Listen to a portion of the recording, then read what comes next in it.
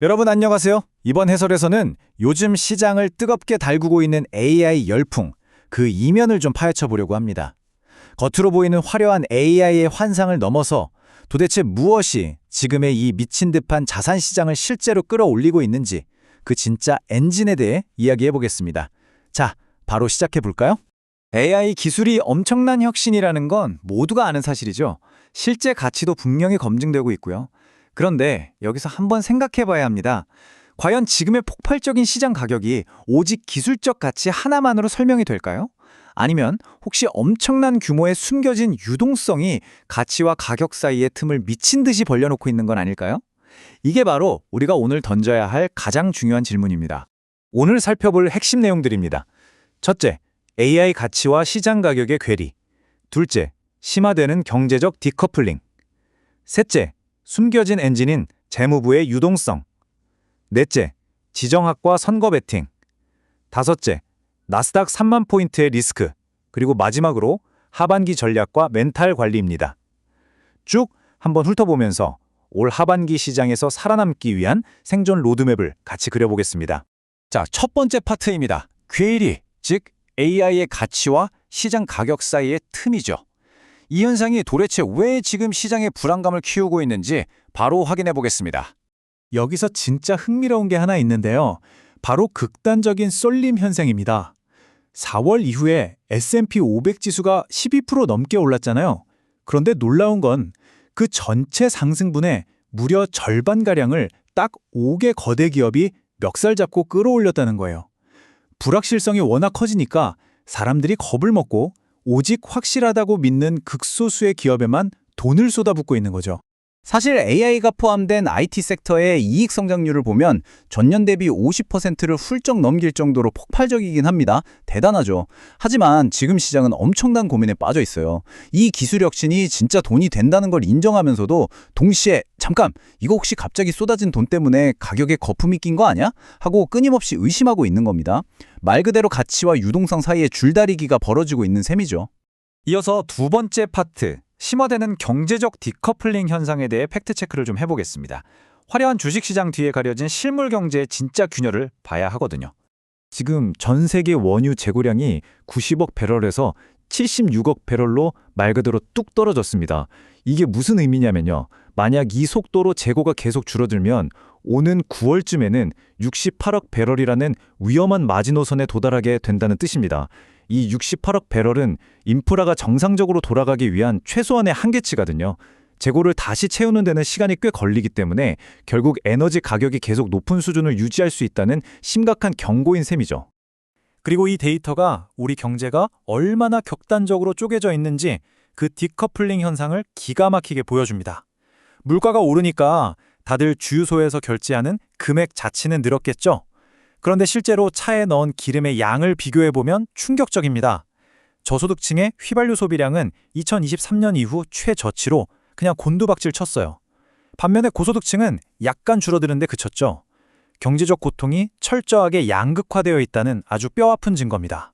자, 그럼 세 번째 파트에 숨겨진 엔진인 재무부의 유동성으로 넘어가 보겠습니다. 이런 실물 경제의 삐걱거림 속에서도 도대체 어떻게 증시가 이렇게 잘 버티고 있는지 살펴볼까요? 보시는 이 타임라인이 바로 시장을 미친 듯이 끌어올리는 숨겨진 엔진의 움직임입니다. 올해 초 은행 규제가 느슨해진 것부터 시작해서 4월 세금 환급 기간에 쫙 풀린 돈들, 그리고 7월에 다시 한번 기대되는 잠재적 유동성 주입까지 미 재무부가 아주 전략적으로 시장의 돈줄기, 즉 유동성 밸브를 열었다 죄었다 하는 흐름을 한눈에 볼 수 있습니다. 여기서 핵심은 재무부의 일반 계정, 즉 TJ 잔고입니다. 이 금고는 돈을 한번 빨아들이면 안 내뱉는 블랙홀이 절대 아니거든요. 재무부는 1조 달러라는 어마어마한 현금을 깔고 앉아서 민간 시장을 쥐어짜는 대신 오히려 단기자금 시장을 안정시키는 든든한 방어막 역할을 하고 있어요. 이러면 단기금리가 안정되고 은행들은 여유가 생기고 그 돈이 돌고 돌아 결국 자산시장으로 흘러가 주가를 끌어올리게 되는 겁니다. 다음은 네 번째 파트, 촉매제 역할을 하는 지정학과 선거 베팅입니다. 이 유동성의 파도를 타면서 조만간 시장에 충격을 줄 정치적 변수들을 짚고 넘어가겠습니다. 특정 정치적 입장을 떠나서 진짜 돈이 걸려있는 예측 시장의 베팅 흐름을 보면 아주 뚜렷한 변화가 보입니다. 폴리마켓이나 칼시 같은 플랫폼을 보면요. 민주당 승리 확률은 떨어지는 추세인데 반해 공화당이 상원과 하원을 싹쓸이할 거라는 압승 확률은 확연히 치솟고 있습니다.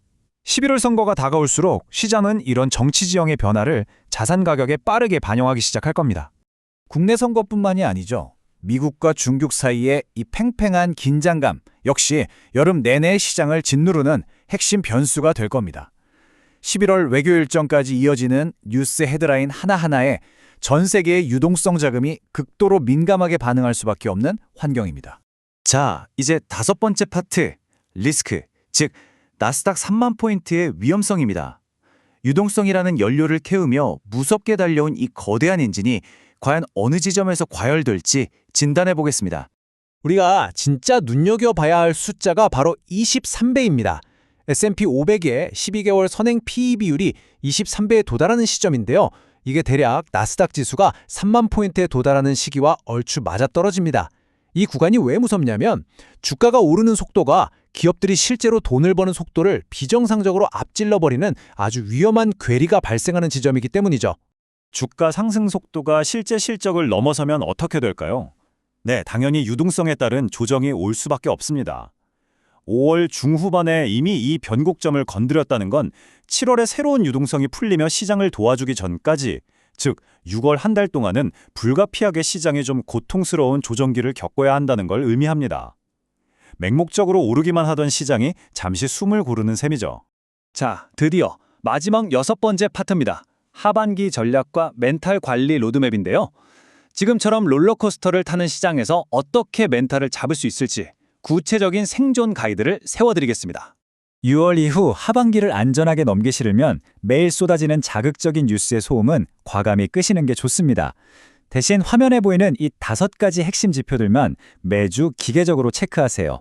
원유 재고, 재무부 잔고, AI 기업 실적, 정치 베팅 확률, 그리고 국채 발행 비율까지 이 지표들을 쫓아가야 진짜 유동성의 흐름이 보이고 올바른 자산 배분 전략이 나옵니다.